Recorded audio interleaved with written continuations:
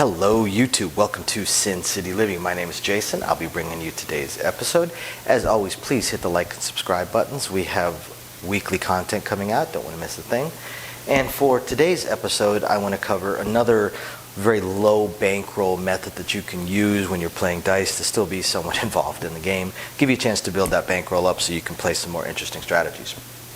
So for this strategy, I call this strategy the minor hedge. Minor hedge, little hedge, baby hedge, whatever you want to call it, but it is another one of those hedge strategies that we generally recommend against.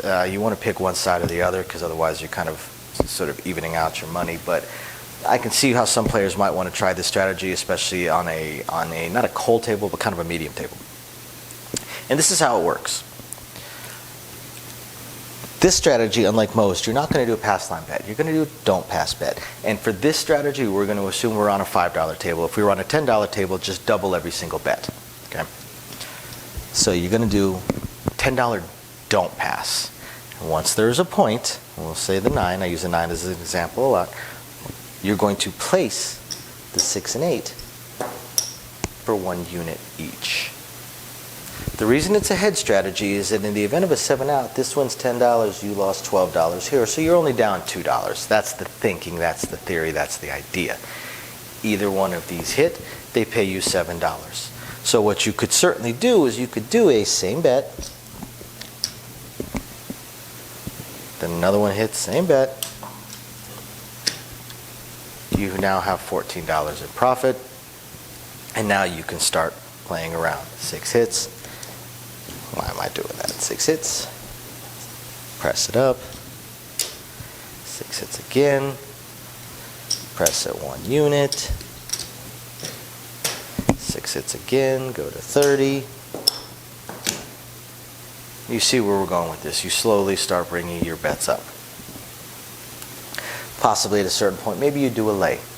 That also might depend on the point, what the point may be. Now with this strategy, generally,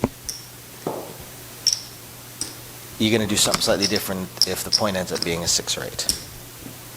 So you've got your don't pass, the dice roll, point comes out as 6. So what are you going to do here? Well, 2 things you could do.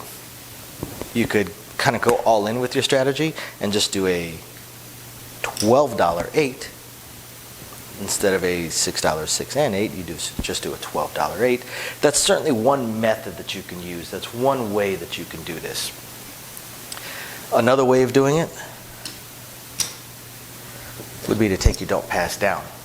Take your don't pass down, you now have $0 at risk, and you just wait for the next roll, and you wait for another number, a better number for what you were trying to do. That's one idea, one method. Now let's talk about whether or not this, how great this method may or may not be. It may sound good that you are hedging yourself. You know, 7 out rolls, you lost this, but you won here, so you only lost $2. That sounds fantastic. Wow, I didn't really lose all that much money. You know, this has got some potential here. All it needs is 1 or 2 hits, right? Well, let me throw a different what if at you. What if you got that 1 in 9 chance that the 9 rolls? All right, because there's 4 ways for it to roll out of 36. That gives you a 1 in 9 odds of it rolling. What if the 9 rolls? You lose this. You didn't lose this, so what if you hit a couple of these already? Sweet. If you hit a couple of these already and did same bet, then once again you were pretty much even. You will have won $14 and lost 10. So not bad. Pretty much even. So then the next point comes out, boom. You know, hit another 6 or 8. You're sitting pretty good. You've already paid for these. But what if it's a winner and then a 7 out? What if the 9 rolls and then you get a 7 out?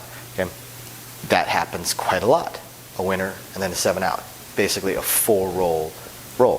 1 to set the point, 1 to win, 1 to set the point, 1 to throw, 7 out. See that quite a bit. And it doesn't necessarily have to be quite that fast. Maybe we set the point, maybe they hit a winner, then they set the next point, it rolled a couple of 4, 5, 10s, maybe a 2 or 12 or an 11, and then a 7 out. There could be some other rolls in there and the 6 and 8 just never hit. That happens, and that happens a lot more than you might wish it would happen. So that's the downside. The other downside is in the come out roll itself. You got your $10 pass line. There are 8 out of the 36 ways the dice can roll that loses. There are 3 ways that it wins. So there are some possibilities of it winning, but it's a lot more possibilities of that losing outright. And you put it back in, loses again. So far, the record for any roll that I've been involved in the last 5 or 6 months is we actually had a come out roll that there were 9 7s and 11s that rolled in a row. That's the current record that I have seen. What happens more often is every single night, every single shift that I work, I see at least one time where there's 5 7 or 11s that come out back to back to back to back to back on a come out roll. And I see 3 or 4 happen with alarming regularity. If you were to be a don't pass player, it would be very alarming regularity how often that happens. So this is the dangerous part right here. This is, as we've talked about before, this is the most dangerous time for a don't pass player. It's the come out roll. This is the most dangerous time. If you have a slightly higher bankroll, maybe there's some other things you could do. You could modify this a little bit. Instead of having a don't pass, you wait for a point to roll, let's say the 10, and then you give them $21 to do a direct lay on the 10. If a 7 out comes, that wins $10. So now you do your 1 unit, 6 and 8 again. It's one possibility, definitely a possibility that you can do or you can use. The downside, again, is what happens if a winner rolls. Also, what are you going to do if the point is a 9 or a 5 that has somewhat more likelihood of rolling? Now, you would have to risk less. You would only have to risk the 15, so you'd give them $16 for that. So that's one method that you can use. It's one way of doing it. And I've seen similar hedge strategies using much larger amounts of money as well. But that's one way you could do it. If you want to skip that dangerous come out roll time period. If I were to play this strategy, how would I do it? That's where it gets a little interesting. As we know from previous videos that I have done, being a dealer, I tend to be a little bit more aggressive with how I play. And the reason for that is just from what I've seen. Almost every dealer, if they play aggressive. Because we have seen thousands and thousands and tens of thousands of what we call hands, of rolls, of shooters and streaks. And we have seen what happens between the 5-minute rolls, the 10-minute rolls, the 15-minute rolls, the 25-minute rolls, and people that win money. And it hurts us deep inside to see people that had the opportunity to win a whole bunch of money and didn't. So you don't want to. You want to keep this fun. You don't want to risk your entire bankroll all at once. Although there are definitely players that have a strategy of risking their entire bankroll all at once, but I would not recommend that. So if it were me and I were playing this particular strategy, I would have my don't pass. If the point came out to be a 5 or a 9, then I would do my place bets. Only I would be pressing.